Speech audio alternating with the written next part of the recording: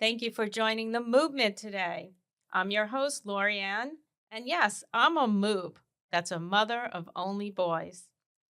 Welcome, and let's start the show. So, welcome again. I have a very special guest with me today. I'm happy to welcome my special guest today, Dr. Joshua Coleman. Dr. Coleman is a psychologist and graduated from the Wright Institute with a PhD in clinical psychology in 1989. He is also a best-selling author, and his most recent book is entitled Rules of Estrangement. Dr. Coleman is a frequent contributor to the Washington Post column Ask a Therapist, and he also has a private practice where he works with individuals, couples, and families. So thank you, Dr. Coleman, for joining us, and welcome to the movement. So I'd like to start today by talking about your article that you published in the Atlantic magazine. The article was entitled What Parents of Boys Should Know. And as you know, this is the movement, where a MOOB is a mother of only boys. And our listeners are MOOBs themselves and people who support MOOBs, and therefore interested in information about raising boys. And I think you are, at this point, an expert on that. And I'm hoping you can give us some insight as to what prompted you to write this article, maybe a little bit about your personal and professional background, and what led to this article being written. Sure. Well, I'm a father of twin boys who are now in their 30s, so I have personal experience. I'm also one of three sons, so I've been steeped in male psychology, and I just have a general interest in male psychology, being a psychologist. The article was written in part just because of the so-called crisis of masculinity that people talk about, and these kind of warring factions on both the left and the right, and how I think both sides contribute to making it harder for boys to know what is kind of appropriate masculinity and where they could kind of locate themselves in terms of their identity and psychologically and positioning in the world. So I was interested in looking more deeply at what people who really study this issue are saying. So I looked at some of the neurological studies, as well as people like Richard Reeves or Ruth Whitman, or some of the other people who are writing about men and male psychology.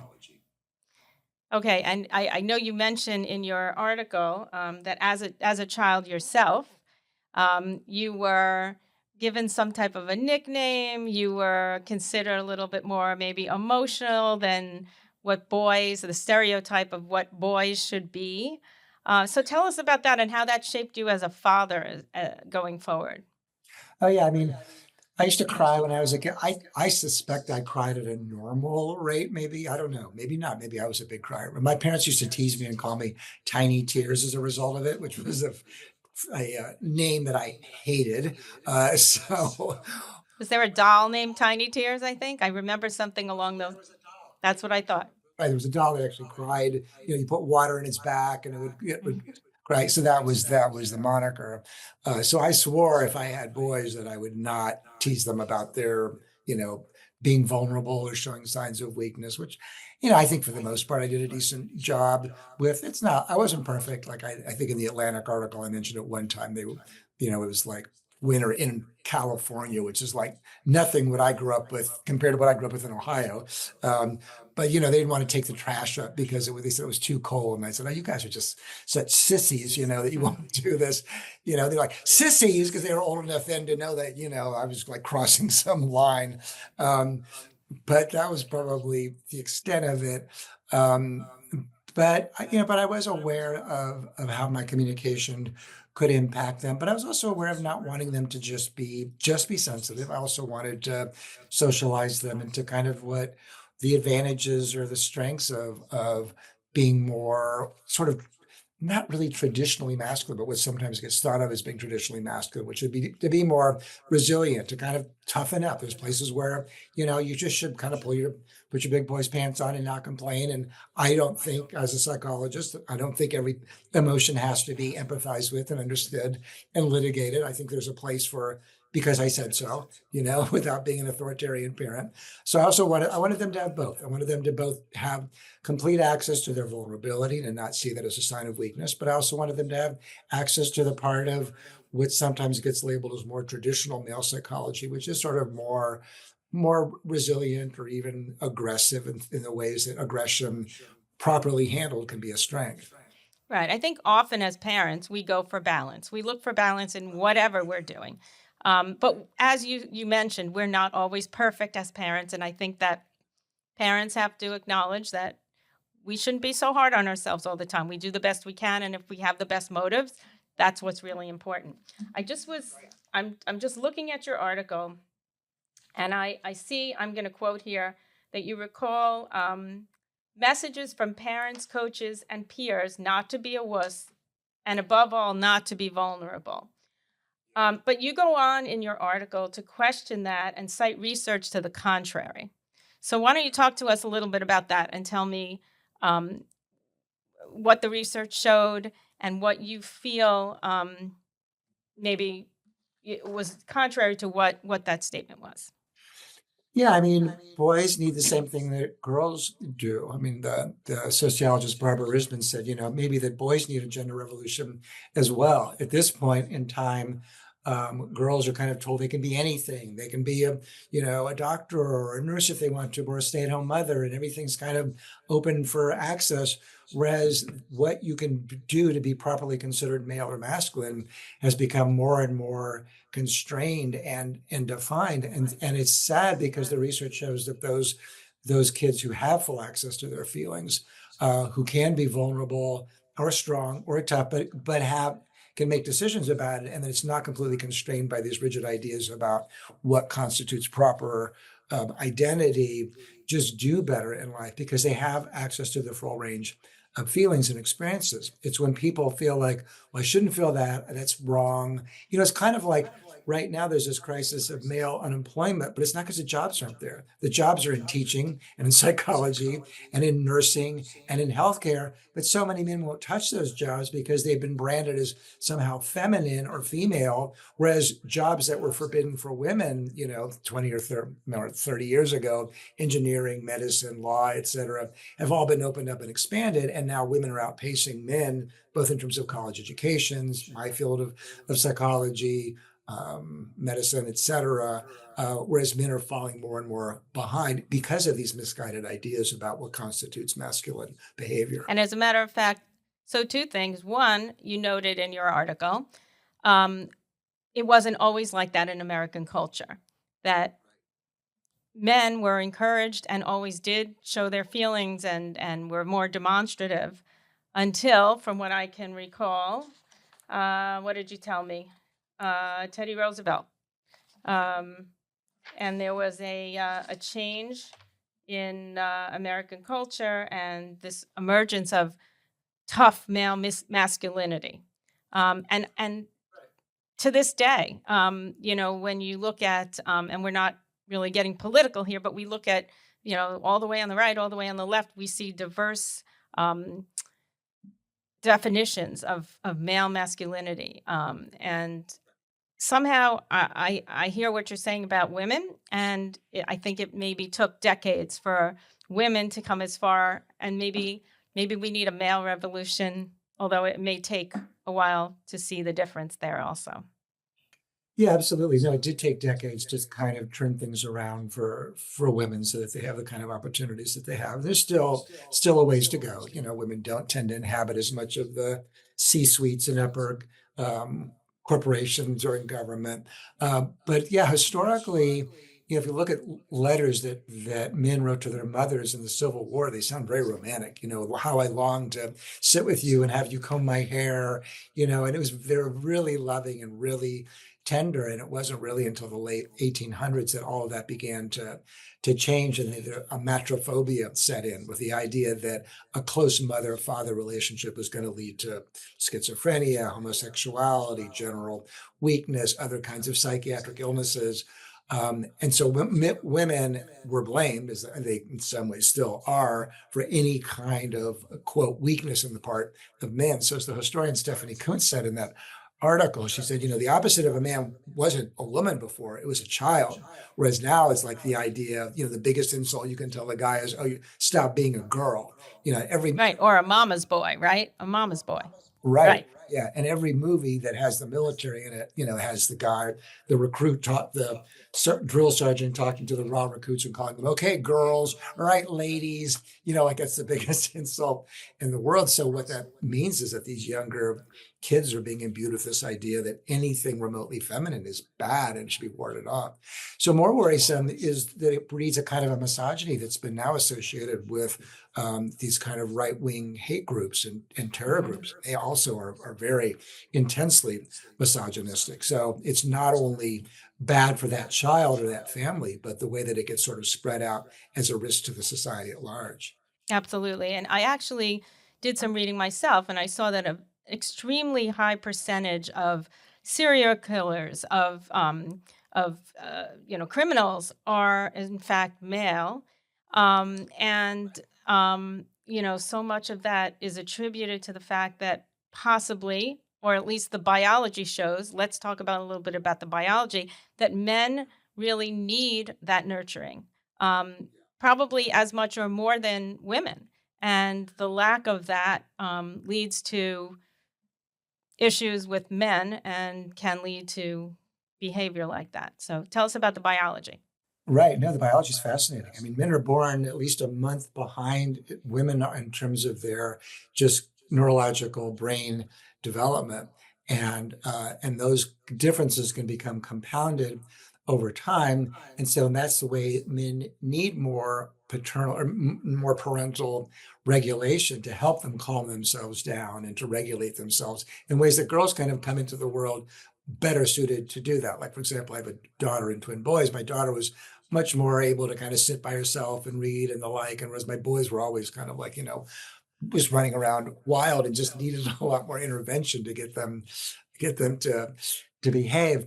And so, without that, then boys just do become much more aggressive and difficult. And they also, more tragically, do terribly in school because they're acting out, they're not paying attention, they're not able to sit still. And then they draw in more fire from their teachers and their peers, and it becomes this downward cycle, which is really tragic. But getting back to the point about later in life, those kids becoming, violent men, is the research on what's called a masculine discrepancy stress. That if a guy feels like there's a big disparity or discrepancy between his self-perception or others' perception of him as being appropriately male or masculine, those guys are much more likely to act out aggressively, both on women, but also in the society in general.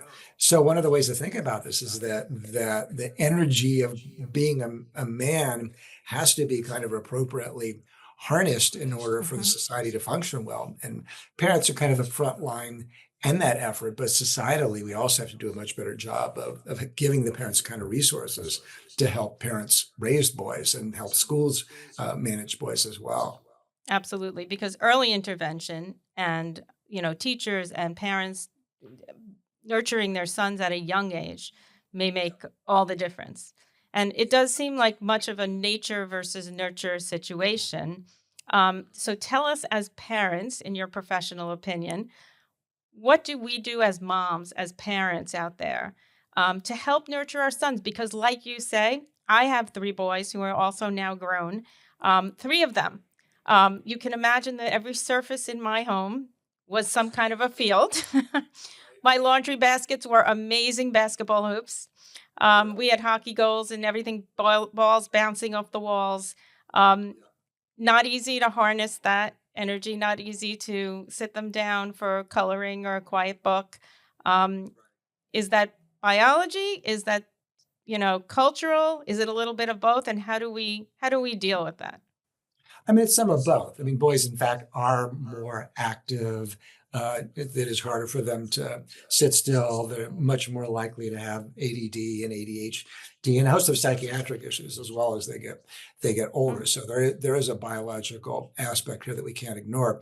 But because of that, they also need more parental kind of help, and they don't always make it as palatable. I mean, if say for my daughter, who I could sit and read a book with, we could have that conversation. Whereas my boys, kind of like yours, we're disassembling the house and turning it into, skateboard ramps basically a lot of the time. It's an exaggeration, but not entirely.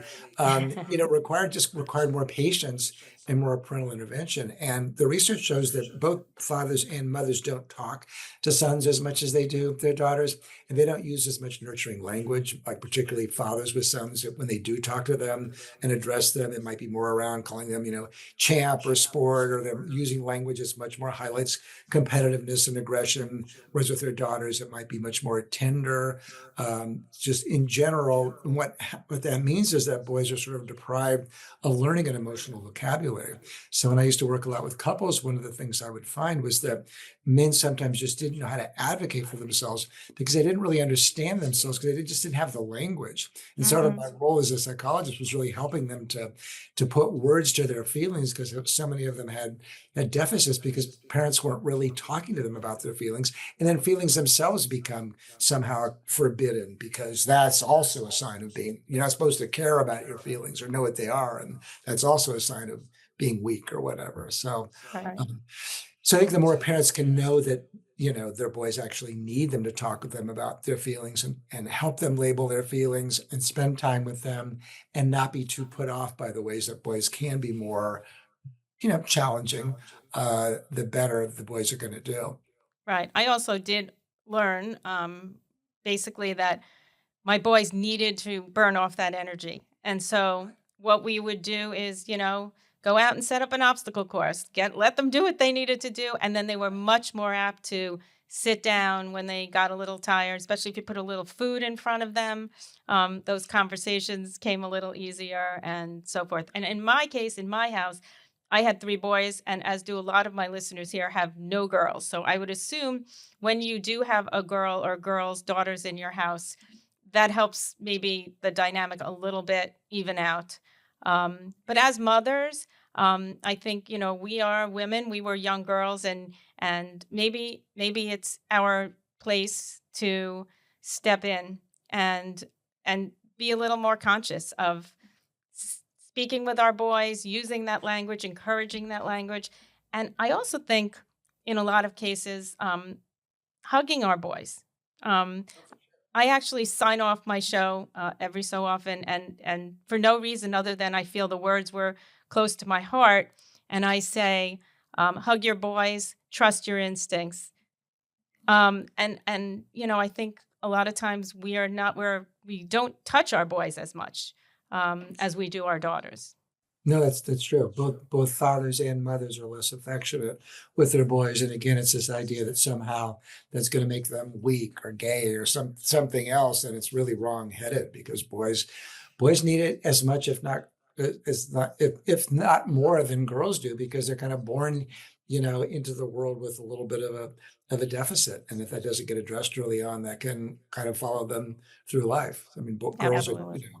much more advanced in terms of language development. And the other thing that's hard about men at this point is that the way the economics have shifted is that the traits that women either come by more naturally or access more easily, which to be more communicative, more psychological, more restrained, more calm, more egalitarian in their interactions, is much more what's valued in the workplace. And now that men don't have access to a good paying union job or whatever, men don't have the same kind of places to put their energy and their identity, and that also compromises young men. Right, right.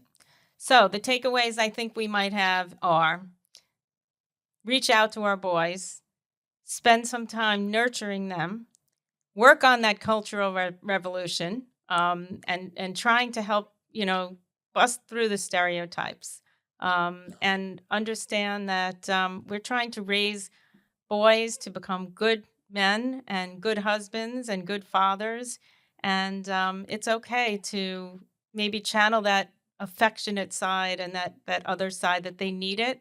And, you know, getting that from their mothers is really one of the roles I think we can provide for them. So Yeah, I for the longest time wanted to write an article about, the title something like "The Value of Being a Mama's Boy," because I would call myself, despite both my mother and my father calling me Tiny Tears, I had a super close relationship with my mother, and, she's been dead for 10 years or more, but I feel like that sort of served me throughout my life, and I think that those women who are worried about, "Oh, am I gonna make my kids soft? If I'm too affectionate or too tender, ask them about their feelings, etc." It's really the wrong approach. A really close mother-son relationship will really make him a better romantic partner, husband, whatever, better friend, because that's sort of the basis of creating a foundation of trust in him and his ability to be close to other people.